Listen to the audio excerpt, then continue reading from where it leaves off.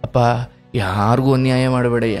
ನೀನು ಅನ್ಯಾಯ ಮಾಡಿ ಪಡೆದುಕೊಳ್ಳುವ ಯಾವ ಸುಖವೂ ನಿನ್ನನ್ನು ಉನ್ನತಿಗೆ ಏರಿಸಲ್ಲ. ಅದು ಆತ್ಮೋನ್ನತಿ ಆಗಿರ್ಬೋದು ಅಥವಾ ಲೌಕಿಕ ಉನ್ನತಿ, ಯಾವ ಉನ್ನತಿಯನ್ನು ಕೊಡುವುದಿಲ್ಲ.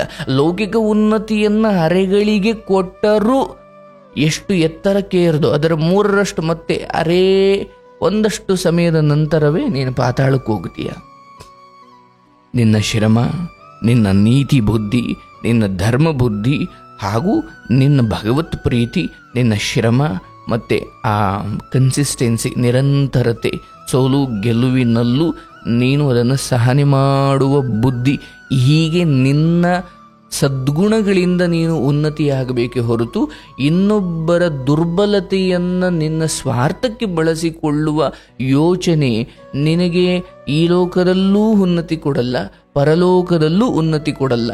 ಹಾಗಾಗಿ ಇನ್ನೊಬ್ಬರ ಬದುಕಿಗೆ ಕೊಳ್ಳಿ ಇಡುವ, ಇನ್ನೊಬ್ಬರ ಬದುಕಿಗೆ ಬೆಂಕಿ ಇಟ್ಟು ನಾನು ಮೈ ಕಾಯಿಸಿಕೊಳ್ಳುವ ಯೋಚನೆ ಅದು ಇಹಲೋಕದಲ್ಲಾಗಲಿ ಪರಲೋಕದಲ್ಲಾಗಲಿ ನಮಗೆ ಮುಕ್ತಿಯನ್ನು ಅಥವಾ ನೆಮ್ಮದಿಯನ್ನು ಕೊಡುವುದಿಲ್ಲ. ಇಷ್ಟು ಹೇಳ್ತಾ ಭಗವಂತನನ್ನು ಮತ್ತೆ ಮತ್ತೆ ಸ್ಮರಣೆ ಮಾಡ್ತಾ ನೋಡಿ, ಅದರ ಹೊರತಾಗಿ ಬೇರೆ ಏನೂ ಇಲ್ಲ. ನೀವು ನಿಮ್ಮ ಕಾಯಕ ಮಾಡ್ತಿದ್ದೀರಿ, ನೀವೊಂದಷ್ಟು ದುಡಿಮೆ ಮಾಡ್ತಿದ್ದೀರಿ, ಅಥವಾ ನಿಮ್ಮ ಗಂಡ ಅಥವಾ ನಿಮ್ಮ ಹೆಂಡತಿ, ನಿಮ್ಮ ಮಕ್ಕಳು, ಇವರೆಲ್ಲರೂ ಒಂದು ಮಟ್ಟಿನ ಧರ್ಮದ ಜೀವನ, ನೀತಿಯ ಜೀವನ. ನಾನು ಮತ್ತೆ ಮತ್ತೆ ಹೇಳ್ತೀನಿ, ಬುದ್ಧಿವಂತರಾಗದೇ ಇದ್ದರೂ ನೀತಿವಂತರಾಗಿ, ನೀತಿವಂತ ಬದುಕಿಗೆ ಶ್ರೀಮಂತಿಕೆ ಸಿಗದೆ ಹೋದರೂ ನೆಮ್ಮದಿ ಸಿಗುತ್ತೆ. ಅಜ್ಞಾನಂ ತಿಮಿರಾಂಧಸ್ಯ ಜ್ಞಾನಾಂಜನಶಲಾಕಯ ಚಕ್ಷುರು ಉನ್ಮೀಲಿತಂ ಏವ ತಸ್ಮೈ ಶ್ರೀ ಗುರುವೇ ನಮಃ. ಗುರು ಬ್ರಹ್ಮ ಗುರು ವಿಷ್ಣು ಗುರುದೇವ ಮಹೇಶ್ವರ ಗುರು ಸಾಕ್ಷಾತ್ ಪರಬ್ರಹ್ಮ ತಸ್ಮೈ ಶ್ರೀ ಗುರುವೇ ನಮಃ. ಜಯ ಗುರುದೇವ. ಭಗವಂತನನ್ನು ಪ್ರಾರ್ಥನೆ ಮಾಡ್ತಾ ಲೋಕದಲ್ಲಿ ನಾನಾ ರೀತಿಯ ತಾಪತ್ರಗಳು, ಕಷ್ಟಗಳು, ಸಮಗ್ರವಾಗಿ ಲೋಕವನ್ನೇ ಕಾಡ್ತಾ ಇರತಕ್ಕಂಥ ಸಮಸ್ಯೆಗಳು ಒಂದು ಕಡೆಯಾದರೆ, ನಮ್ಮ ಮನೆಗಳಲ್ಲಿ ನಮ್ಮನ್ನು ಕಾಡ್ತಾ ಇರತಕ್ಕಂತಹ ಸಮಸ್ಯೆಗಳು ಒಂದು ಕಡೆ. ಪ್ರಕೃತಿಯಿಂದ ಮನುಷ್ಯ ತುಂಬ ಪೆಟ್ಟು ತಿನ್ನೋ ಕಾಲ. ಪ್ರಕೃತಿಗೆ ತಾನು ಮೋಸ ಮಾಡಿ ತಾನು ಚೆನ್ನಾಗಿರಬಹುದು ಅನ್ನೋ ಯೋಚನೆಯೇ ಮೂರ್ಖತನವಾದದ್ದು. ಪ್ರಕೃತಿಗೆ ಮಾತ್ರವಲ್ಲ, ಲೋಕದಲ್ಲಿ ಇದೊಂದು ತತ್ವವಿದೆ. ನಾನು ಒಬ್ಬರ ಸಂತೋಷವನ್ನು ಕಿತ್ತುಕೊಂಡು ನಾನು ಸಂತೋಷವಾಗಿರ್ತೀನಿ ಅನ್ನೋ ಯೋಚನೆ ಅವಾಸ್ತವಿಕವಾದದ್ದು. ಅದು ಎಂದಿಗೂ ಸಾಧ್ಯವೇ ಇಲ್ಲ. ಮನುಷ್ಯ ಹಾಗೂ ಪ್ರಕೃತಿ ನಡುವೆ ನಡೀತಾ ಇರೋ ಸಂಘರ್ಷ ಅದು ನಮ್ಮ ಬದುಕಿಗೂ ಒಂದು ಪಾಠ. ನೀವೊಂದು ವೇಳೆ ನಾನು ತುಂಬ ದೊಡ್ಡ ಮನೆ ಕಟ್ಟಬೇಕು ಅಥವಾ ನಾನು ತುಂಬ ರಾಯಲ್ ಆಗಿ ಬದುಕಬೇಕು ಅಂತ ಅಂದರೆ, ಸಮಗ್ರ ಮನುಷ್ಯ ಕುಲಕ್ಕೆ ಹೇಳ್ತಾ ಇರೋದು, ನಾವು ಪ್ರಕೃತಿಯನ್ನು ಆ ಮಟ್ಟಿಗೆ ಬರಿದು ಮಾಡಿ ನಿಲ್ಲಿಸಿದ್ರೆ ಅದು ಒಮ್ಮೆಲೆ ನಮ್ಮನ್ನು ಪಾತಾಳಕ್ಕೆ ತಳ್ಳುವ ಶಕ್ತಿಯನ್ನು, ನಮ್ಮನ್ನು ಬೀದಿಗೆ ತರೋ ಶಕ್ತಿಯನ್ನು ಅಥವಾ ಯಮಪುರಿಗೆ ತಳ್ಳುವ ಶಕ್ತಿಯನ್ನು ಪ್ರಕೃತಿ ಕೇವಲ ಕೆಲವೇ ಕ್ಷಣಗಳಲ್ಲಿ ಮಾಡಬಲ್ಲದು. ಪ್ರಕೃತಿ ಹಾಳು ಮಾಡಲಿಕ್ಕೆ ನಮಗೆ ದಿನಗಟ್ಟಲೆ ತಿಂಗಳುಗಟ್ಟಲೆ ಬೇಕಾಗಬಹುದು, ಆದರೆ ಅದು ನಮ್ಮನ್ನು ಭೂಲೋಕದಿಂದ ಪಾತಾಳ ಲೋಕಕ್ಕೆ ತಳ್ಳಲಿಕ್ಕೆ ಹೆಚ್ಚು ಸಮಯ ಏನು ಬೇಕಿಲ್ಲ. ಇದು ಮನುಷ್ಯರಾಗಿ ನಾವು ತಿಳ್ಕೊಳ್ಬೇಕು. ನಾವು ಪ್ರಕೃತಿಗೆ ಅಹಿತವನ್ನು ಉಂಟು ಮಾಡಿದರೆ ಅದು ಕೂಡ ನಮ್ಗೆ ಅಹಿತವನ್ನು ಉಂಟು ಮಾಡುತ್ತೆ. ಹಾಗೆ ಬದುಕ್ತಾ ಇರುವ ನಮ್ಮ ಜೀವಿತಾವಧಿಯಲ್ಲಿ ನಾವು ಇನ್ಯಾರಿಗೂ ತೊಂದರೆ ಉಂಟು ಮಾಡಿದ್ರೆ ಖಂಡಿತ ಅದು ನಮಗೆ ಮರಳಿ ತೊಂದರೆಯನ್ನೇ ಉಂಟು ಮಾಡುತ್ತೆ. ಇನ್ಯಾರಿಗೂ ಹಿತ ಮಾಡಿದ್ರೆ ಅದು ನಮಗೆ ಹಿತವನ್ನೇ ಮಾಡುತ್ತೆ.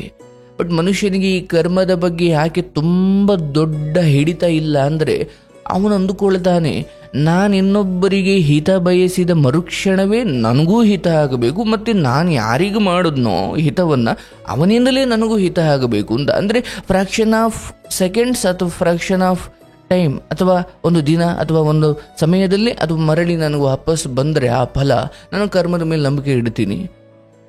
ಇದು ಯಾವಾಗ ಬರುತ್ತೋ? ಕರ್ಮದ ಮೂಲ ವಿಚಾರವೇ ಹಾಗೆ. ನೀವು ಉಪಕಾರ ಮಾಡಿ, ಅದು ಮರಳಿ ಬರುತ್ತೆ. ಇವತ್ತು ಬರುತ್ತೋ, ನಾಳೆ ಬರುತ್ತೋ, ಅಥವಾ ನೀವು ಯಾರಿಗೆ ಉಪಕಾರ ಮಾಡಿದ್ರೋ ಅವರೇ ನಿಮಗೆ ಮರಳಿ ಉಪಕಾರ ಮಾಡಬೇಕು ಅಂತ ಏನಿಲ್ಲ. ಕೊಡುವ ಬುದ್ಧಿ ಅಷ್ಟೇ ಮುಖ್ಯ, ಯಾರಿಗೆ ಕೊಟ್ರಿ ಅನ್ನೋದು ಮುಖ್ಯವಲ್ಲ. ಅಂದರೆ ಹೌದು, ಯೋಗ್ಯವಾದವರಿಗೆ ಕೊಡಬೇಕು, ಹೌದು, ಕೊಡುವ ಬುದ್ಧಿಯೇ ಶ್ರೇಷ್ಠವಾದದ್ದು. ಆ ಕಾರಣಕ್ಕೆ ಪ್ರತಿಫಲ ಸಿಗ್ತಾ ಇದೆ ಹೊರತು ಯಾರು ನಿಮ್ಮಿಂದ ಸ್ವೀಕರಿಸಿದ ಅವನೇ ನಿಮಗೆ ಮರಳಿ ಉಪಕಾರ ಮಾಡಬೇಕು ಅಂತ ಏನಿಲ್ಲ. ಅವನಿಂದಲೂ ಆಗಬಹುದು, ಆಗದೇನೂ ಇರಬಹುದು. ಕರ್ಮದ ಮೇಲೆ ಆ ಮಟ್ಟಿನ ನಂಬಿಕೆ ಹಿಡಿತಗಳು ಯಾಕೆ ಮನುಷ್ಯನಿಗೆ ಬರ್ತಾ ಇಲ್ಲ ಅಂದರೆ, ಮನುಷ್ಯನಿಗೆ ಅಷ್ಟು ತಾಳ್ಮೆ ಇಲ್ಲ. ಅಪ್ಪ, ನಾನು ಈಗ ಉಪಕಾರ ಮಾಡೋ ಬುದ್ಧಿ ತೋರಿದ್ರೆ ಒಂದೋ ನನ್ನ ಆತ್ಮಶುದ್ಧವಾಗುತ್ತೆ, ಕಲ್ಮಶಗಳು ದೂರವಾಗುತ್ತವೆ, ಮತ್ತೆ ನನ್ನ ಮಕ್ಕಳಿಗೂ ಎಲ್ಲೋ ಯಾರೋ ಆಗ್ತಾರೆ. ನೋಡಿ, ನಮ್ಮ ದೊಡ್ಡವರು ಹೇಳೋರು, ಅಯ್ಯೋ ನಾನೊಬ್ಬರಿಗೆ ಉಪಕಾರ ಮಾಡಿದ್ರೆ ನಮ್ಮ ಮಕ್ಕಳಿಗೂ ಯಾರೋ ಉಪಕಾರ ಮಾಡ್ತಾರೆ ಬಿಡಪ್ಪ. ಅದು ಹೌದು, ನಿಮಗೂ ಹೌದು, ನಿಮ್ಮ ಸಂತಾನಗಳಿಗೂ ಕೂಡ ಸ್ವಲ್ಪ ಪ್ರಮಾಣದ ಪುಣ್ಯ ಹಂಚಲಾಗುತ್ತೆ. ಹಾಗಾಗಿ ನಾವು ಪ್ರಕೃತಿಯೊಂದಿಗೆ ಅನ್ಯಾಯ ಮಾಡಿ ಅದು ನಮಗೆ ನ್ಯಾಯ ಮಾಡಬೇಕು ಅಂತ ನಿರೀಕ್ಷೆ ಮಾಡುವುದೇ ಮೂರ್ಖತನ. ಹಾಗೆ ಇತರ ಮನುಷ್ಯರಿಗೆ, ದುರ್ಬಲರಿಗೆ ಅಥವಾ ಅಸಹಾಯಕರಿಗೆ ಅನ್ಯಾಯ, ದುಃಖಗಳನ್ನು, ದೌರ್ಜನ್ಯಗಳನ್ನು ನೀಡಿ ನನಗೊಳ್ಳೆದಾಗಬೇಕು, ನೋಡಿ ನಾವ್ಯಾರೋ ಒಬ್ಬ ಅಸಹಾಯಕ, ಬಡವ ಅಥವಾ ತುಂಬ ಪಾಪದ ಮನುಷ್ಯನಿಗೆ ತುಂಬ ತೊಂದರೆ ಕೊಟ್ವಿ, ಯಾಕೆ ಅವನು ನಮಗೇನೂ ಮಾಡಲ್ಲ ಅನ್ನೋ ಧೈರ್ಯ. ಆದರೆ ಅದಕ್ಕೆ ಒಂದು ಭಗವದ್ಗೀತೆಯಲ್ಲಿ ಸೇಯಿಂಗ್ ಬರುತ್ತೆ, ಒಂದು ಮಾತು ಬರುತ್ತೆ, ಅಪ್ಪ ನೀನು ಒಬ್ಬರನ್ನು ಹೊಡೆದ್ರೆ, ನೀನೊಬ್ಬರನ್ನು ಅನ್ಯಾಯ ಮಾಡಿದ್ರೆ, ಒಬ್ಬರಿಗೆ ದುರ್ಬಲರನ್ನು ನೀನು ಹೊಡೆಯುವುದಾದರೆ ನಿನ್ನನ್ನು ಹೊಡೆಯೋಕ್ಕೊಬ್ಬ ಪ್ರಬಲನನ್ನು ಭಗವಂತ ಸೃಷ್ಟಿ ಮಾಡಿರ್ತಾನೆ. ಯಾರನ್ನೂ ಕೂಡ ಇವನ್ ಅವನ ಕೈಲಿ ಏನೂ ಆಗಲ್ಲ, ಅವನು ದುರ್ಬಲ, ಅವನ ಅಂಗವಿಕಲ ಅಥವಾ ಅವನ ಬುದ್ಧಿಮಾಂದ್ಯ ಅಥವಾ ಅವನ ಬಡವ ಅಥವಾ ಅವನ ದಡ್ಡ, ಯಾರೇ ಆಗಿರಲಿ, ನಮಗೆ ಮೋಸದ ಯೋಚನೆ ಬರಬಾರ್ದು. ಮೋಸದ ಯೋಚನೆ ಯಾವಾಗ ಬರುತ್ತೆ? ನಾನು ಬುದ್ಧಿವಂತ, ಅವರು ದಡ್ಡರು ಅಂತ ಅಂದುಕೊಂಡಾಗ ಮೋಸದ ಯೋಚನೆ ಬರುತ್ತೆ. ಇಲ್ಲಪ್ಪ ಅವನು ಬಹಳ ಬುದ್ಧಿವಂತ ಕಣೆಯ ಅಂದಾಗ ನಾವು ಮೋಸ ಮಾಡ್ಲಿಕ್ಕೆ ಹೋಗಲ್ಲ, ಯಾಕೆ ತಿರುಗಿ ನಮಗೆ ಬಂದುಬಿಡುತ್ತೆ ಅಂತ. ಆದರೆ ದಡ್ಡರಿಗೆ ಮಾಡ್ಬೋದು ಅನ್ನೋ ನಮ್ಮ ಯೋಚನೆ ಇಲ್ಲ. ದಡ್ಡರನ್ನ, ಬುದ್ಧಿಮಾಂದ್ಯರನ್ನ ಅಥವಾ ಅಂಥ ಮುಗ್ಧ ಪಾಪದ ಜನರನ್ನ ಸ್ವಯಂ ದೇವರೇ ಕಾಯ್ತಾನೆ. ಅವರಿಗೆ ಅನ್ಯಾಯ ಮಾಡೋದು ಅಂದರೆ ದೇವರಿಗೆ ಅನ್ಯಾಯ ಮಾಡ್ದಂಗೆ ಬಿಡುತ್ತಾ? ಇಲ್ಲ. ಇದನ್ನೇ ತಿಳಿದು ಬದುಕುವುದು ಅಂತ ಹೇಳ್ತಾರೆ. ಅಪ್ಪ, ಯಾರಿಗೂ ಅನ್ಯಾಯ ಮಾಡಬೇಡಯ್ಯ. ನೀನು ಅನ್ಯಾಯ ಮಾಡಿ ಪಡೆದುಕೊಳ್ಳುವ ಯಾವ ಸುಖವೂ ನಿನ್ನನ್ನು ಉನ್ನತಿಗೆ ಏರಿಸಲ್ಲ. ಅದು ಆತ್ಮೋನ್ನತಿ ಆಗಿರ್ಬೋದು ಅಥವಾ ಲೌಕಿಕ ಉನ್ನತಿ, ಯಾವ ಉನ್ನತಿಯನ್ನು ಕೊಡುವುದಿಲ್ಲ. ಲೌಕಿಕ ಉನ್ನತಿಯನ್ನು ಅರೆಗಳಿಗೆ ಕೊಟ್ಟರೂ ಎಷ್ಟು ಎತ್ತರಕ್ಕೆ ಏರಿದೋ ಅದರ 3ರಷ್ಟು ಮತ್ತೆ ಅರೆ ಒಂದಷ್ಟು ಸಮಯದ ನಂತರವೇ ನೀನು ಪಾತಾಳಕ್ಕೆ ಹೋಗ್ತೀಯ. ನಿನ್ನ ಶ್ರಮ, ನಿನ್ನ ನೀತಿ ಬುದ್ಧಿ, ನಿನ್ನ ಧರ್ಮ ಬುದ್ಧಿ ಹಾಗೂ ನಿನ್ನ ಭಗವತ್ ಪ್ರೀತಿ, ನಿನ್ನ ಶ್ರಮ ಮತ್ತು ಆ ಕನ್ಸಿಸ್ಟೆನ್ಸಿ, ನಿರಂತರತೆ, ಸೋಲು ಗೆಲುವಿನಲ್ಲೂ ನೀನು ಅದನ್ನು ಸಹನೆ ಮಾಡುವ ಬುದ್ಧಿ, ಹೀಗೆ ನಿನ್ನ ಸದ್ಗುಣಗಳಿಂದ ನೀನು ಉನ್ನತಿಯಾಗಬೇಕೇ ಹೊರತು ಇನ್ನೊಬ್ಬರ ದುರ್ಬಲತೆಯನ್ನು ನಿನ್ನ ಸ್ವಾರ್ಥಕ್ಕೆ ಬಳಸಿಕೊಳ್ಳುವ ಯೋಚನೆ ನಿನಗೆ ಈ ಲೋಕದಲ್ಲೂ ಉನ್ನತಿ ಕೊಡಲ್ಲ, ಪರಲೋಕದಲ್ಲೂ ಉನ್ನತಿ ಕೊಡಲ್ಲ. ಹಾಗಾಗಿ ಇನ್ನೊಬ್ಬರ ಬದುಕಿಗೆ ಕೊಳ್ಳಿ ಇಡುವ, ಇನ್ನೊಬ್ಬರ ಬದುಕಿಗೆ ಬೆಂಕಿ ಇಟ್ಟು ನಾನು ಮೈಕಾಯಿಸಿಕೊಳ್ಳುವ ಯೋಚನೆ ಅದು ಇಹಲೋಕದಲ್ಲಾಗಲಿ ಪರಲೋಕದಲ್ಲಾಗಲಿ ನಮಗೆ ಮುಕ್ತಿಯನ್ನು ಅಥವಾ ನೆಮ್ಮದಿಯನ್ನು ಕೊಡುವುದಿಲ್ಲ. ಇಷ್ಟು ಹೇಳ್ತಾ ಭಗವಂತನನ್ನು ಮತ್ತೆ ಮತ್ತೆ ಸ್ಮರಣೆ ಮಾಡ್ತಾ ನೋಡಿ, ಅದರ ಹೊರತಾಗಿ ಬೇರೆ ಏನೂ ಇಲ್ಲ. ನೀವು ನಿಮ್ಮ ಕಾಯಕ ಮಾಡ್ತಿದ್ದೀರಿ, ನೀವು ಒಂದಷ್ಟು ದುಡಿಮೆ ಮಾಡ್ತಿದ್ದೀರಿ, ಅಥವಾ ನಿಮ್ಮ ಗಂಡ ಅಥವಾ ನಿಮ್ಮ ಹೆಂಡತಿ, ನಿಮ್ಮ ಮಕ್ಕಳು, ಇವರೆಲ್ಲರೂ ಒಂದು ಮಟ್ಟಿನ ಧರ್ಮದ ಜೀವನ, ನೀತಿಯ ಜೀವನ. ನಾನು ಮತ್ತೆ ಮತ್ತೆ ಹೇಳ್ತೀನಿ, ಬುದ್ಧಿವಂತರಾಗದೇ ಇದ್ದರೂ ನೀತಿವಂತರಾಗಿ, ನೀತಿವಂತ ಬದುಕಿಗೆ ಶ್ರೀಮಂತಿಕೆ ಸಿಗದೆ ಹೋದರೂ ನೆಮ್ಮದಿ ಸಿಗುತ್ತೆ. ಹಾಗಾಗಿ ಕಲಿಯುಗದಲ್ಲಿ ಹಂಗನ್ಸುತ್ತೆ, ದುಷ್ಟರು ತುಂಬ ಅಭಿವೃದ್ಧಿ ಹೊಂದುತ್ತಾ ಹೋಗ್ತಾರೆ, ಆದರೆ ಅವರಿಗೆ ಆರೋಗ್ಯವಿಲ್ಲ, ನೆಮ್ಮದಿ ಇಲ್ಲ. ಕಲಿಯುಗದ ಬಗ್ಗೆ ಹೇಳ್ತಾ ಹೋಗುತ್ತಾರೆ ಆದಿಪುರಾಣದಲ್ಲಿ, ಎಷ್ಟು ಘೋರವಾಗಿರುತ್ತೆ. ಅನ್ಯಾಯ ಮಾಡೋರೆಲ್ಲ ಉನ್ನತಿ ಆಗ್ತಾ ಇರ್ತಾರಂತೆ. ಅದನ್ನು ಧರ್ಮವಂತರಿಗೆ ನೋಡಿದಾಗ ಅಯ್ಯೋ ಅನ್ಸುತ್ತೆ, ಅಯ್ಯೋ ಇದೇನಪ್ಪ ಕೆಟ್ಟ ಮಾರ್ಗದಲ್ಲಿ ಹೋದವನು ಉದ್ಧಾರವಾಗುತ್ತಾವನೆ. ಅಲ್ಲೇ ಇನ್ನೊಂದು ಮಾತು ಹೇಳ್ತಾರೆ, ಅವರು ಒಳಗೊಳಗೆ ಎಷ್ಟು ಭಯ, ಆತಂಕ, ಅನಾರೋಗ್ಯ, ನೆಮ್ಮದಿ ಇಲ್ಲದೆ ಬದುಕುತ್ತಾರೆ ಅಂದರೆ ಅವರು ಸಾಕ್ಷಾತ್ ನರಕವನ್ನು ಇಲ್ಲಿ ಅನುಭವಿಸ್ತಾರೆ ಅಂತ. ಹಾಗಾಗಿ ನಮ್ಮ ಉದ್ದೇಶ ನೆಮ್ಮದಿಯಾಗಿ ಬದುಕುವುದು. ಯಾರನ್ನೂ ಮೆಚ್ಚಿಸಿ ಬದುಕ್ತೀನಿ ಅಂದರೆ ತೃಪ್ತಿ ಸಿಗೋದಿಲ್ಲ. ಅದನ್ನೇ ಕೃಷ್ಣ ನಮಗೆ ಆ ಮೂಲಕ ಹೇಳ್ತಿರೋದು, ಅರ್ಜುನ ನೀನು ನಿನ್ನ ಕರ್ಮವನ್ನು ಮಾಡಪ್ಪ, ನಾನು ಇವರನ್ನೆಲ್ಲ ಕೊಂದು ಬಿಡ್ತೀನಿ ಅನ್ನೋ ಅಹಂಕಾರವೂ ಬೇಡ. ಅಯ್ಯೋ ನಾನು ಇವ್ರ ವಿರುದ್ಧ ಯುದ್ಧ ಮಾಡಲ್ಲ ಅನ್ನುವ ಆ ಅಸಡ್ಡೆ ಆಗಲಿ ಅಥವಾ ಅಜ್ಞಾನವಾಗಲಿ ಅವಿದ್ಯೆಯಾಗಲಿ ಅಥವಾ ಕರ್ತವ್ಯ ಲೋಪವನ್ನು ಮಾಡಬೇಡ. ಕ್ಷತ್ರಿಯನಾಗಿ ರಾಜನಾಗಿ ಧರ್ಮವನ್ನು ಎತ್ತಿ ಹಿಡಿಯುವುದು ನಿನ್ನ ಕರ್ತವ್ಯ, ಸಂಬಂಧವನ್ನು ನೋಡಬೇಡ. ಈ ನಾನು ಕನ್ನಡದ ಸಿಂಹಾದ್ರಿಯ ಸಿಂಹ ಅಂತ ಒಂದು ಸಿನಿಮಾ ನೋಡ್ತಾ ಇದ್ದೆ. ಅದರಲ್ಲಿ ನ್ಯಾಯ ಕೊಡ್ಲಿಕ್ಕೆ ಹೋಗಬೇಕು ಅಂದಾಗ ಆ ಸಿನಿಮಾ ಹೀರೋ ಶ್ರೀಯುತ ವಿಷ್ಣುವರ್ಧನ್ ಅವರು ಆ ಪಾತ್ರ ಮಾಡಿದ್ದಾರೆ. ಇನ್ನೇನು ನ್ಯಾಯ ಕೊಡ್ಲಿಕ್ಕೆ ಹೋಗಬೇಕು ಅಂದಾಗ ಯಾರೋ ಆ ಸಂಬಂಧಿಕರಿಗೆ ಗಡಿಪಾರು ಮಾಡಬೇಕು ಅಥವಾ ಏನೋ ಇರುತ್ತೆ. ಅವ್ರ ಕಡೆಯಿಂದ ಒಂದು ತಾಯಿ ಬರ್ತಾಳೆ, ಅವರ ಅಂದರೆ ತಂಗಿಯ ಗಂಡ. ಅಣ್ಣ ಇದು ಏನೇನೋ ಹೇಳೋಕೆ ಬರ್ತಾಳೆ. ಅವಳು ಏನಕ್ಕೆ ಬಂದಿದ್ದಾಳೆ ಅಂತ ಇವ್ರಿಗೆ ಗೊತ್ತಾಗುತ್ತೆ ನ್ಯಾಯ ಕೊಡುವ ಮಹಾನುಭಾವನಿಗೆ. ದವಸ ಧಾನ್ಯ ಬೇಕಾ, ಕೊಟ್ಕೊಳ್ಸ್ರೋ ಅಂದರೆ, ಅಲ್ಲ ಅಣ್ಣ ಅದು ಅವರಿಗೆ ದುಡ್ಡು ಬೇಕಾ, ಒಂದು ಚೀಲಕ್ಕೆ ತುಂಬ ಕೊಟ್ಕೊಳ್ಸ್ರೋ ದುಡ್ಡು. ಏನೇನೋ ಅವಳು ಹೇಳಲಿಕ್ಕೆ ಬರ್ತಿದ್ದಾಳೆ, ಸ್ವಲ್ಪ ನ್ಯಾಯ ನೋಡಿಕೊಂಡು ಕೊಡು ನನ್ನ ಗಂಡ ಅವಳು ಅಂತ. ಆಗ ಊಟ ಮಾಡ್ತಿದ್ದ ತಟ್ಟೆ ಅವಳಿಗೆ ಕೈ ತೊಳ್ಕೊಂಡು ಆತ ಹೇಳ್ತಾರೆ, ತೀರ್ಪು ಅಂತ ಬಂದಾಗ ನನ್ನ ಪಾಲಿಗೆ ಸಂಬಂಧಗಳೆಲ್ಲ ಸತ್ತು ಹೋಗ್ತವೆ ಅಂತ ಅನ್ನಕ್ಕೆ ಹಂಗೆ ಕೈ ತೊಳ್ಕೊಂಡು ಹೊರಟೋಗ್ತವೆ. ಅಂದರೆ ಆ ಒಟ್ಟಾರೆ ವಿಚಾರ ಫ್ರಮ್ ಭಗವದ್ಗೀತೆ. ನೀವು ಸಿನಿಮಾಗಳನ್ನು ಈ ದೃಷ್ಟಿಯಲ್ಲಿ ನೋಡಿ, ವಾಟ್ ಎವರ್ ಇಟ್ ಈಸ್. ನಾನು ಅದನ್ನು ಅಬ್ಸರ್ವ್ ಮಾಡ್ತಾ ಇದ್ದೆ. ತೀರ್ಪು ಅಂತ ಬಂದಾಗ ಸಂಬಂಧಗಳು ಮುಖ್ಯವಲ್ಲ, ನನ್ನ ಪಾಲಿಗೆ ಸಂಬಂಧವರೆಲ್ಲ ಸತ್ತೋದ್ರು. ಇದನ್ನೇ ಕೃಷ್ಣ ಅರ್ಜುನನಿಗೆ ಹೇಳ್ತಾ ಇರೋದು. ಅಪ್ಪ, ಧರ್ಮ ಅಂತ ಬಂದಾಗ, ಧರ್ಮದ ಕಾಯುವಿಕೆ ಅಂತ ಬಂದಾಗ ಸಂಬಂಧಗಳನ್ನು ನೋಡಬೇಡಪ್ಪ ಅಲ್ವಾ. ಒಬ್ಬ ಜಡ್ಜ್ ಆಗಿ, ಹೈಕೋರ್ಟ್ ಜಡ್ಜ್ ಅಥವಾ ಸುಪ್ರೀಂ ಕೋರ್ಟ್ ಜಡ್ಜ್ ಮಾನ್ಯರು, ಅವರು ಕಟಕಟಿಯಲ್ಲಿ ನಿಂತಿರೋರು ತನ್ನ ಸಂಬಂಧಿಕರು ಅನ್ನೋ ಕಾರಣಕ್ಕೆ ಸುಳ್ಳನ್ನು ಸತ್ಯ ಮಾಡಂಗಿಲ್ಲ ಅಥವಾ ಸತ್ಯವನ್ನು ಸುಳ್ಳು ಮಾಡಂಗಿಲ್ಲ. ಇದು ಬಹಳ ಮುಖ್ಯವಾದದ್ದು. ನಾವು ತಪ್ಪು ದಾರಿಯಲ್ಲಿ ಹೋಗಬಾರ್ದು, ತಪ್ಪು ದಾರಿಯಲ್ಲಿ ಹೋದವರು ನಮ್ಮವರು ಅನ್ನೋ ಕಾರಣಕ್ಕೆ ಸಹನೆ ಮಾಡಬಾರ್ದು. ಅರೆ, ನಮ್ಮ ಮನೆಯ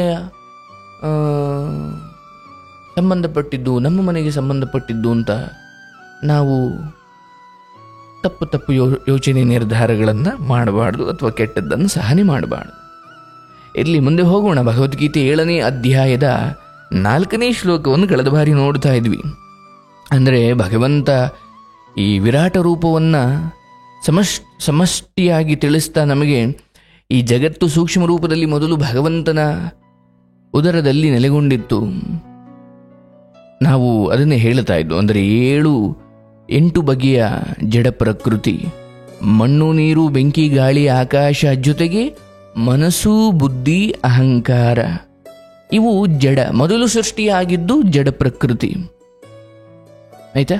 ಆಮೇಲೆ ಬೆಂಕಿ ಹೇಗಾಯಿತು ಅಂದರೆ, ಆಕಾಶ ಅಂದರೆ ಅದೊಂದು ಸ್ಪೇಸ್, ಅದೊಂದು ಖಾಲಿ ಇರೋ ಜಾಗ. ಅದರಲ್ಲಿ ಭಗವಂತ ಆವಿರ್ಭಾವವಾದಾಗ ಅದು ನೀಲವರ್ಣಕ್ಕೆ ತಿರುಗಿತು, ಆಕಾಶ ಸೃಷ್ಟಿಯಾಯಿತು.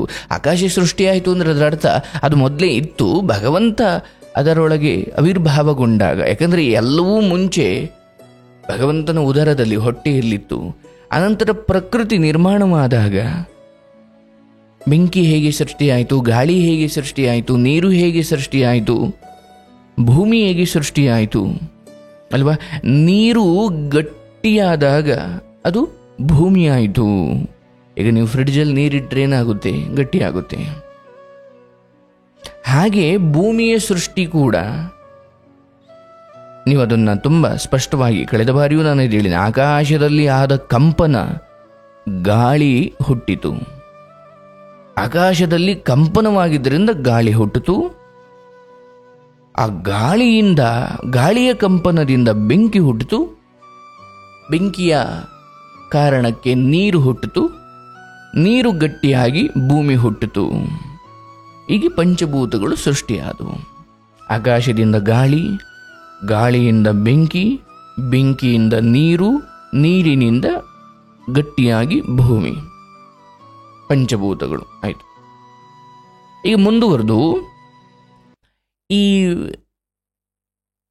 5 ಕೋಶಗಳು, ಅನ್ನಮಯ ಕೋಶ, ಪ್ರಾಣಮಯ ಕೋಶ, ಮನೋಮಯ ಕೋಶ, ವಿಜ್ಞಾನಮಯ ಕೋಶ, ಆನಂದಮಯ ಕೋಶ, ಇದು ಹೇಗಾಯಿತು? ಇದು ಆಗಲಿಕ್ಕೂ ಪಂಚಭೂತಗಳು ಬೇಕು. ಅದರಲ್ಲಿ ಮೊದಲನೇದು ಅನ್ನಮಯ ಕೋಶ.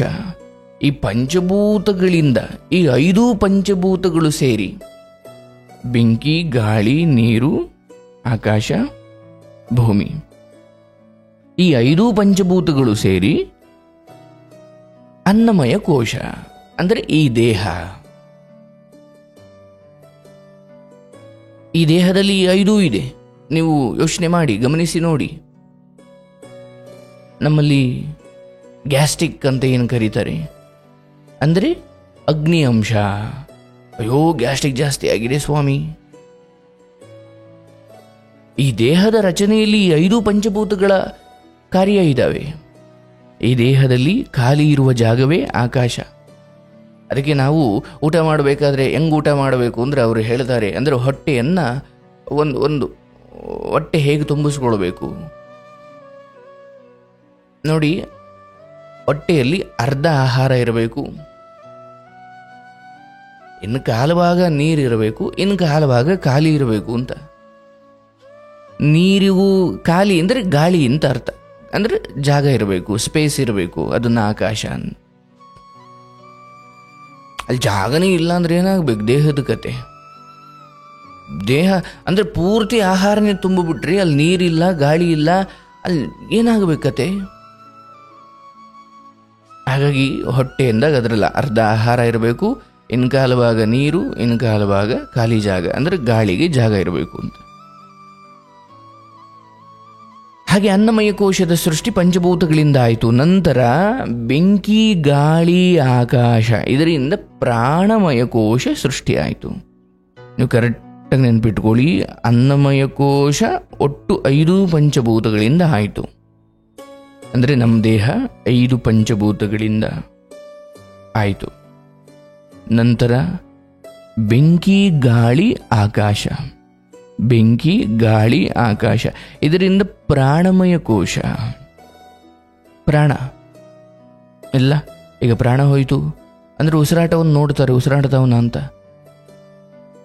ಮೈ ತಣ್ಣಗಾಯ್ತಾ ಅಂತಾರೆ ಸತ್ತವನು, ಅಂದರೆ ಪ್ರಾಣ ಹೋಯಿತು ಅನ್ನೋದ್ರ ಬಗ್ಗೆ. ನೀವು ಪ್ರಾಣಮಯ ಕೋಶ ಅಂದರೆ ಪ್ರಾಣ. ಈಗ ಸತ್ತವನು ಅಂತ ಹೆಂಗೆ ಕಂಡು ಹಿಡಿತಾರೆ? ಹೆಚ್ಚು ಕಡಿಮೆ ಉಸಿರು ನಿಂತೋಯ್ತು ಅಂದರೆ ಗಾಳಿ ಇಲ್ಲ, ವಾಯುದೇವರು ಇಲ್ಲ. ಮತ್ತು ಬೆಂಕಿ ಅಂದರೆ ಮೈ ಇನ್ನೂ ಬಿಸಿ ಇಲ್ಲ, ತಣ್ಣಗಾಗೋಯ್ತು ಅಂದರೆ ಹೊಂಟವನು ಅಂತ. ಬೆಂಕಿ, ಗಾಳಿ, ಆಕಾಶ ಅಂದರೆ ಅಗ್ನಿತತ್ವ, ವಾಯುತತ್ವ ಮತ್ತು ಆಕಾಶ, ಇದರಿಂದ ಪ್ರಾಣಮಯ ಕೋಶ. ಈಗ ನಾನು ಹೇಳಿದ್ದೀನಿ ಮೊದಲು ಅನ್ನಮಯ ಕೋಶ ಒಟ್ಟು 5 ಪಂಚಭೂತಗಳಿಂದ ಅನ್ನಮಯ. ಪ್ರಾಣಮಯ, ಪ್ರಾಣ ಐತಾ ಹೋಯ್ತಾ ಅನ್ನೋದನ್ನು ಹೆಂಗೆ ಕಂಡು ಹಿಡಿತಾರೆ ಹಿರಿಯರು? ಮೂಗತ್ರ ಹಿಂಗೆ ಬೆಳ್ಳೆರಳು ನೋಡ್ತಾರೆ, ಉಸಿರಾಡ್ತವನ, ಮೈ ಬೆಚ್ಚಗೈತಾ ನೋಡ್ತಾರಲ್ಲ, ಹಂಗೆ ಬೆಂಕಿ, ಗಾಳಿ, ಆಕಾಶ, ಇದರಿಂದ ಪ್ರಾಣಮಯ ಕೋಶ ಸೃಷ್ಟಿಯಾಯಿತು.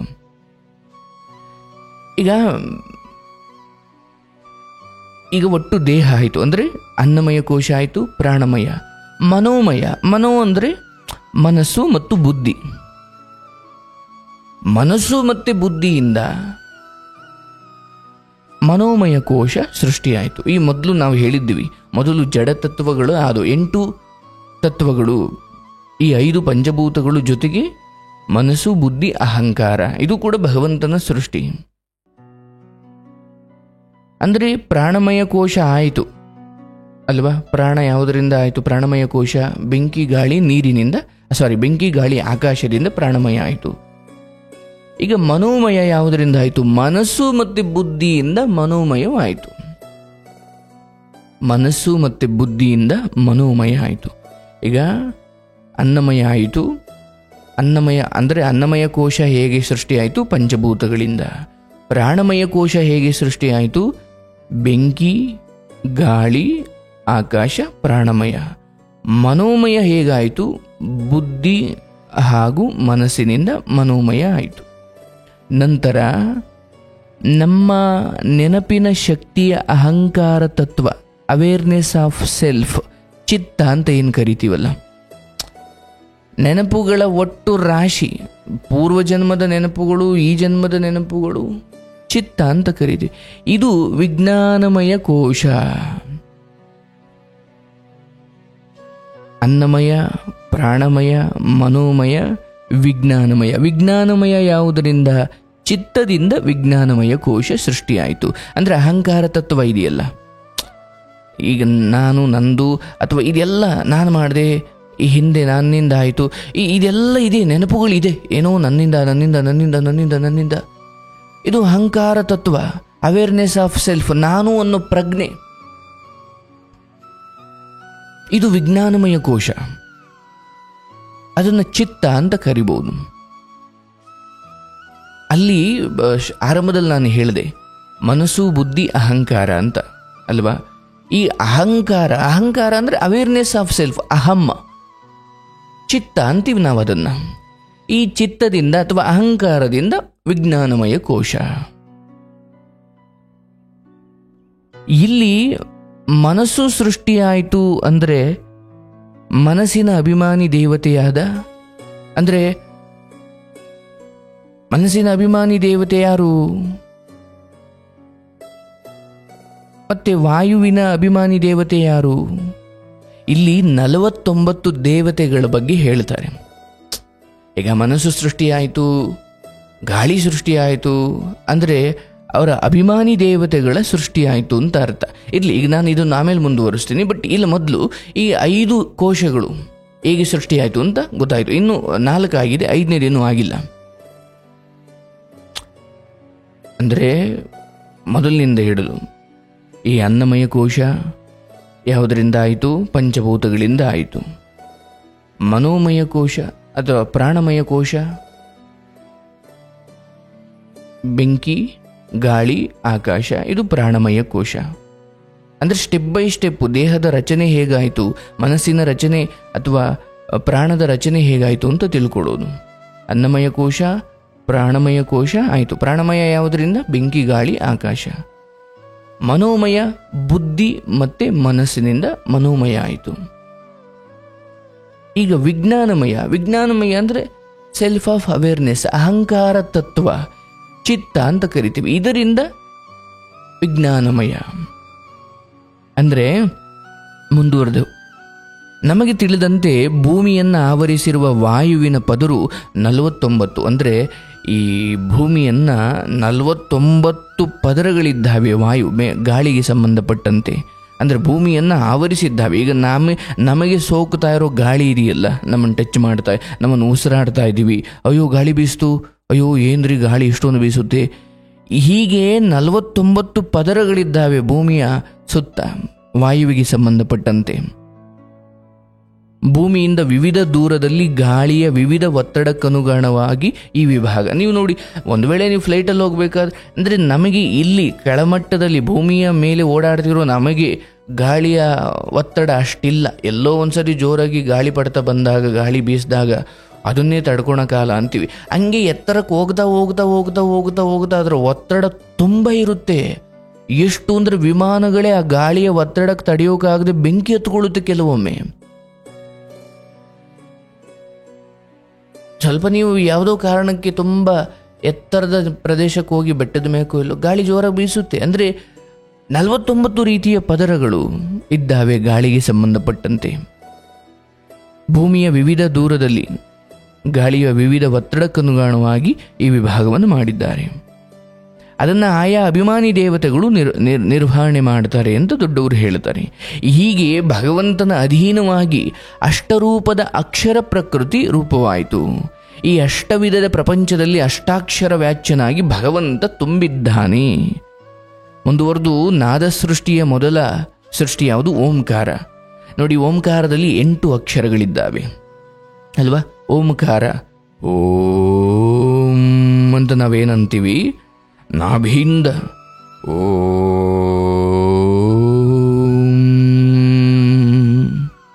ಈ ಓಂಕಾರದಲ್ಲಿ ಮೇಲ್ನೋಟಕ್ಕಿದು ಒಂದೇ ಪದ ಅನಿಸಿದ್ರು ಇದರಲ್ಲಿ 8 ಅಕ್ಷರಗಳಿದ್ದಾವೆ.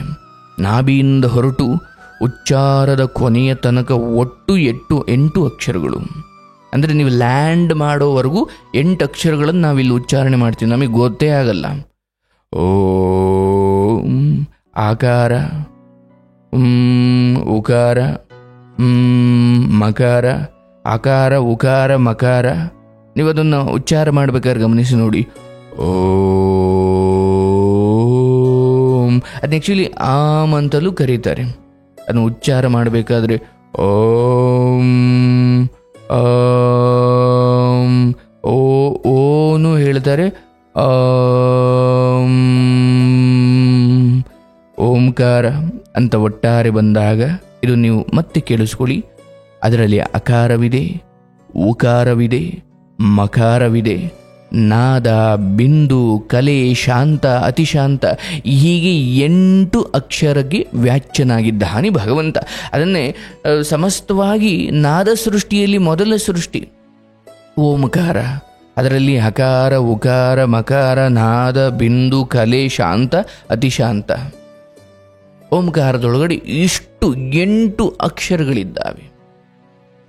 ಅಕಾರ, ಉಕಾರ, ಮಕಾರ, ಆ ಊಮ, ಆಮೇಲೆ ನಾದ, ಬಿಂದು, ಕಲೆ, ಶಾಂತ, ಅತಿಶಾಂತ, ಹೀಗೆ 8 ಅಕ್ಷರಗಳು. ಸಾಧ್ಯವಾದರೆ ನೆನ್ಪಿಟ್ಟುಕೊಳ್ಳಿ, ಓಂಕಾರದೊಳಗಡೆ ಇಷ್ಟು ಅಕ್ಷರಗಳಿದ್ದಾವಪ್ಪ, ನಾವು ಓಂಕಾರ ಉಚ್ಚಾರ ಮಾಡಿದ್ರೆ ಇಷ್ಟು ಅಕ್ಷರಗಳನ್ನು ಉಚ್ಚಾರ ಮಾಡಿದಂಗೆ. ಆ ಊಮ, ಅಕಾರ, ಉಕಾರ, ಮಕಾರ, ನಾದ, ಬಿಂದು, ಕಲೆ, ಶಾಂತ, ಅತಿಶಾಂತ, ಹೀಗೆ 8 ಅಕ್ಷರಗಳನ್ನು ಉಚ್ಚಾರ ಮಾಡಿದ ಭಗವಂತ ಆ ಅಕ್ಷರಗಳಲ್ಲಿ ತುಂಬಿದ್ದಾನೆ. ನಂತರ ವಿಶ್ವ, ತೈಜಸ, ಪ್ರಾಜ್ಞ, ತುರೀಯ, ಆತ್ಮ, ಅಂತರಾತ್ಮ, ಪರಮಾತ್ಮ ಮತ್ತು ಜ್ಞಾನಾತ್ಮ ಎನ್ನುವ 8 ರೂಪದಲ್ಲಿ ಭಗವಂತ ಈ ಅಷ್ಟವಿಧ ಪ್ರಕೃತಿಯಲ್ಲಿ ತುಂಬಿದ. ಹೀಗೆ ಪ್ರಪಂಚ ಅಷ್ಟವಿಧದಲ್ಲಿ ವಿಕಾರಗೊಂಡಿತು. ನೋಡಿ, ಇಲ್ಲಿ ಒಟ್ಟಾರೆ 8 ತತ್ವಗಳ ಬಗ್ಗೆ ಹೇಳುತ್ತಿದ್ದಾರೆ. ಗೊತ್ತಲ್ಲ, ಮೊದಲು ಪಂಚಭೂತಗಳು 5: ಮನಸ್ಸು, ಬುದ್ಧಿ, ಅಹಂಕಾರ. ಇಲ್ಲಿ ಭಗವಂತ ಒಟ್ಟಾರೆಯಾಗಿ ಪಂಚಭೂತಗಳು ಹೇಗೆ ಸೃಷ್ಟಿಯಾಯಿತು? ಮೊದಲು ಭಗವಂತನ ಉದರದಲ್ಲಿ ಎಲ್ಲವೂ ಸೂಕ್ಷ್ಮ ರೂಪದಲ್ಲಿ ಸೇರಿಕೊಂಡಿತ್ತು. ಮತ್ತೆ ನೀವು ಕೇಳಿರಬಹುದು ಪುರಾಣಗಳಲ್ಲಿ, ಕಡೆಯಲ್ಲಿ ಮಹಾಪ್ರವಾಹವಾಗಿ, ಮಹಾಪ್ರಳಯವಾಗಿ ಎಲ್ಲವೂ ಮತ್ತು ಭಗವಂತನ ಉದರಕ್ಕೆ ಸೇರಿಕೊಳ್ಳುತ್ತೆ. ಕಲಿಯುಗದ ಬಗ್ಗೆ ನಿಮಗೆ ಗೊತ್ತಿರಬೇಕು. ಒಟ್ಟಾರೆಯಾಗಿ 28 ಕಲಿಯುಗಗಳನ್ನು ದ್ವಾಪರ ಯುಗದ ನಂತರ ನಾವು ಅನುಭವಿಸಬೇಕಿದೆ ಅಂತ. 28 ಕಲಿಯುಗಗಳು. ಈಗಾಗಲೇ 27 ಕಲಿಯುಗಗಳು ಮುಗಿದೋಗಿದ್ದಾವೆ ಅಂತ ಹೇಳ್ತಾರೆ. ಒಂದು ಕಲಿಯುಗ 4,32,000 ವರ್ಷಗಳನ್ನು ಹೊಂದಿರುತ್ತೆ. 4,32,000 ವರ್ಷಗಳನ್ನು ಒಂದು ಕಲಿಯುಗ ಹೊಂದಿರುತ್ತೆ. ಹೀಗೆ ಈಗಾಗಲೇ 27 ಕಲಿಯುಗ ಮುಗಿದು ಹೋಗಿದ್ದಾವೆ. ನಾವಿರೋದು ಕೊನೆಯ ಕಲಿಯುಗದಲ್ಲಿ. ಈ ಕೊನೆಯ ಕಲಿಯುಗದಲ್ಲೂ ಕೂಡ ನೀವು ಲಗ್ನ ಪತ್ರಿಕೆಗಳು ನೋಡಿ, ಶಾಲಿವಾಹನ 1948 ಅಂತ ಆಗಿರುತ್ತೆ, ಅಥವಾ 1945. ನಾವು ಕೊನೆಯ ಕಲಿಯುಗದಲ್ಲಿ ಇದ್ದೀವಿ. ಈ ಕಲಿಯುಗದಲ್ಲೂ 2021ಕ್ಕೆ ತಗೊಂಡ್ರೆ 5,072 ವರ್ಷಗಳು ಮುಗಿದು ಹೋಗಿದ್ದಾವೆ. ಇನ್ನು 4,29,928 ವರ್ಷಗಳು ಬಾಕಿ ಇದ್ದಾವೆ. ನಾವು ಕೊನೆಯ ಕಲಿಯುಗದಲ್ಲಿದ್ದೀವಿ. ಅಂದರೆ ಸತ್ಯಯುಗದ ಆರಂಭದ ಆಗಬೇಕು ಅಂದರೆ ಇನ್ನು ಈ ಕಲಿಯುಗ ಮುಕ್ತಾಯವಾಗಬೇಕು. ಈ ಕೊನೆಯ ಕಲಿಯುಗದಲ್ಲಿ ಎಷ್ಟು ಒಟ್ಟು ವರ್ಷ? 4,32,000 ವರ್ಷಗಳು. ಅದರಲ್ಲಿ ಈಗಾಗಲೇ 5,072 ವರ್ಷಗಳು ಖಾಲಿಯಾಗಿದ್ದಾವೆ. ಇನ್ನು ಬಾಕಿ ಇರೋದು 26,938 ವರ್ಷಗಳು ಅಂತ ಸಮಥಿಂಗ್, ಏನೋ ಒಂಚೂರು ಹೆಚ್ಚು ಕಡಿಮೆ. ಯೋಚನೆ ಮಾಡಿ, ಇನ್ನೂ 5,000 ವರ್ಷಕ್ಕೆ ಈ ರೇಂಜಿಗೆ ಹಾಳಾಗಿದೆ. ಇನ್ನು 4,26,928 ವರ್ಷ ಬಾಕಿ ಇದೆ. ಒಬ್ಬೊಬ್ಬರು ಈಗ ನೋಡಿ, ನಾವು 80 ವರ್ಷ ಬದುಕ್ತೀವಿ ಅಂದ್ಕೊಳ್ಳೋಣ, 70 ವರ್ಷ ಅಂದ್ಕೊಳ್ಳೋಣ, 100 ವರ್ಷ ಅಂದ್ಕೊಳ್ಳೋಣ, ಏನು ತೊಂದರೆ ಇಲ್ಲ. ಇನ್ನೂ ನಾವು ಅದೆಷ್ಟು ಜನ್ಮ ಎತ್ತು ಬರಬೇಕು ಏನೋ. ಈ 4,26,928 ವರ್ಷಗಳು ಬಾಕಿ ಇದ್ದಾವೆ ಕಲಿಯುಗದಲ್ಲಿ.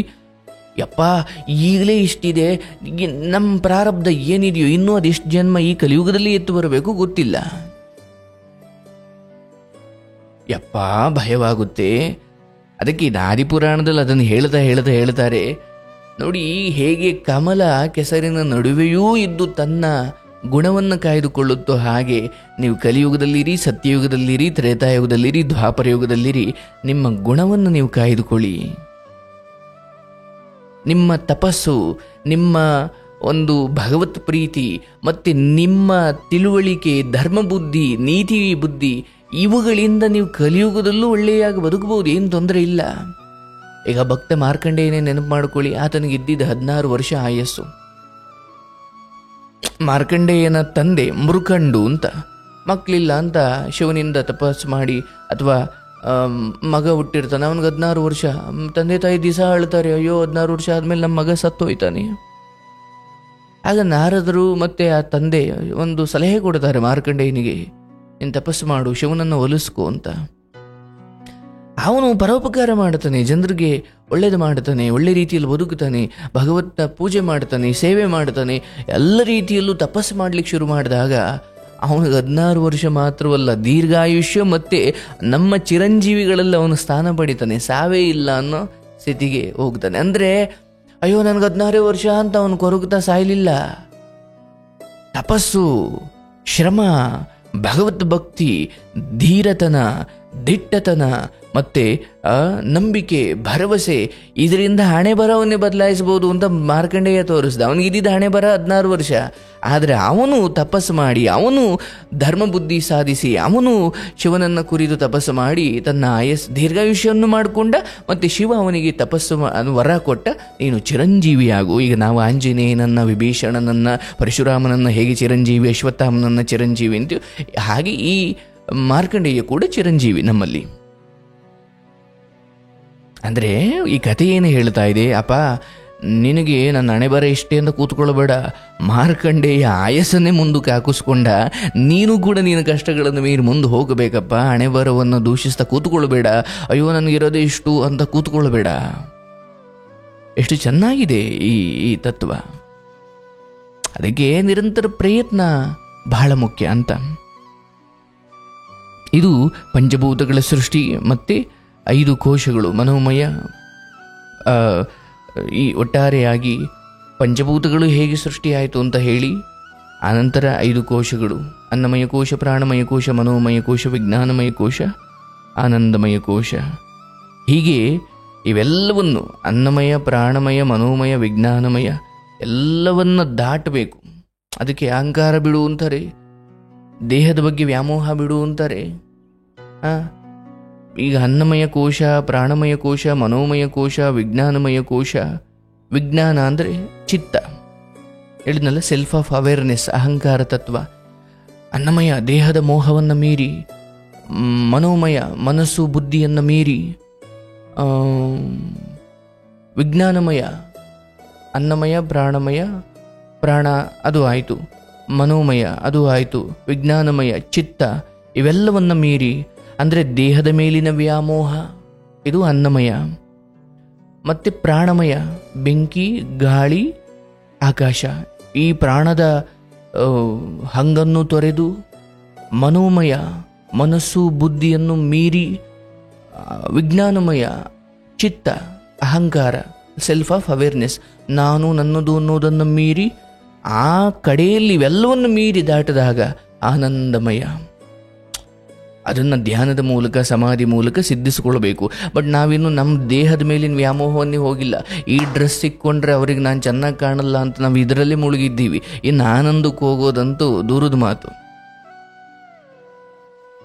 ನಮ್ಮ ದೇಹದ ಮೇಲಿನ ವ್ಯಾಮೋಹ ನಮ್ಮನ್ನು ಮುಂದಕ್ಕೆ ಹೋಗ್ಲಿಕ್ಕೆ, ಹೌದು ಊಟ ಮಾಡಬೇಕು, ಆರೋಗ್ಯ ಕಾಪಾಡಿಕೊಳ್ಬೇಕು, ಫಿಟ್ನೆಸ್ ಕಾಪಾಡಿಕೊಳ್ಬೇಕು, ಇಟ್ಸ್ ಫೈನ್.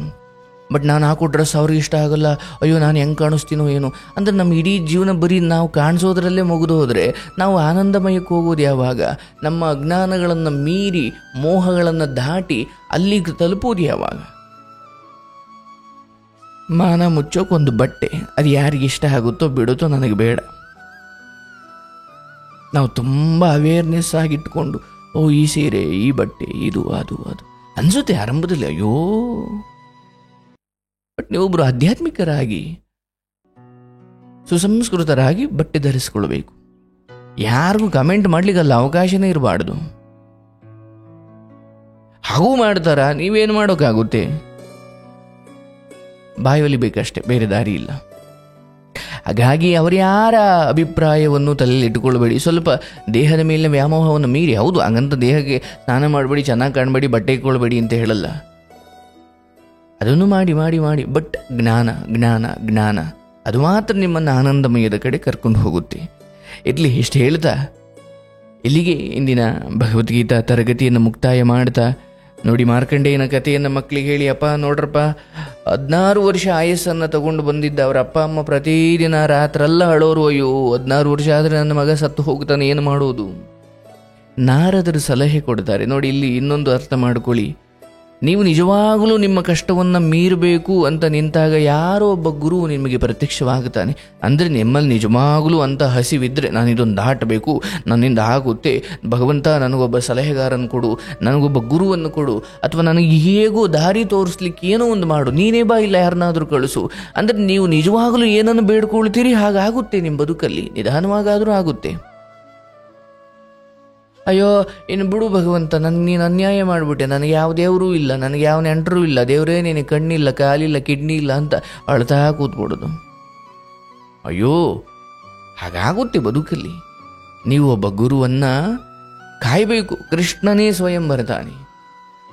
ಶಂಖಚಕ್ರ ಗದಾಸ್ತನಾಗಿ ಬರೋದಿಲ್ಲ, ಗದಾ ಪದ್ಮನಾಗಿ ಬರೋದಿಲ್ಲ, ಅವನು ಬೇರೆ ರೀತಿ ಬರ್ತಾನೆ. ನೀವು ಆಧ್ಯಾತ್ಮಿಕರಾಗಿ ನೀವು ಭಗವಂತನನ್ನು ಎಲ್ಲೆಡೆ ಕಾಣ್ತೀರಾ.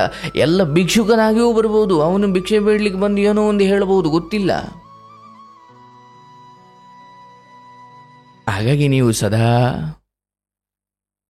ನಿರೀಕ್ಷೆ ಮಾಡ್ತಾ ಇರಿ, ಭಗವಂತ ಯಾವುದೋ ರೂಪದಲ್ಲಿ ನಿಮಗೆ ಎಲ್ಲೆಲ್ಲಿ ಏನೇನು ದಾರಿ ತೋರಬೇಕು ತೋರುತ್ತಾನೆ. ನಂಬಿಕೆಗಿರುವ ಶಕ್ತಿ ಅದು. ಒಳ್ಳೆಯದಾಗಲಿ. ಭಗವಂತ ಮಾರ್ಕಂಡೇಯನ ಹಾಗೆ ನೀವು ನಿಮ್ಮ ಕಷ್ಟಗಳನ್ನು ಗೆಲ್ಲುವಂತಾಗಲಿ. ಅದಕ್ಕೆ ದೇವನ ಅನುಗ್ರಹವಿರಲಿ. ಶುಭವಾಗಲಿ. ಮತ್ತೆ ಸಿಗೋಣ. ಹರೇ ಕೃಷ್ಣ.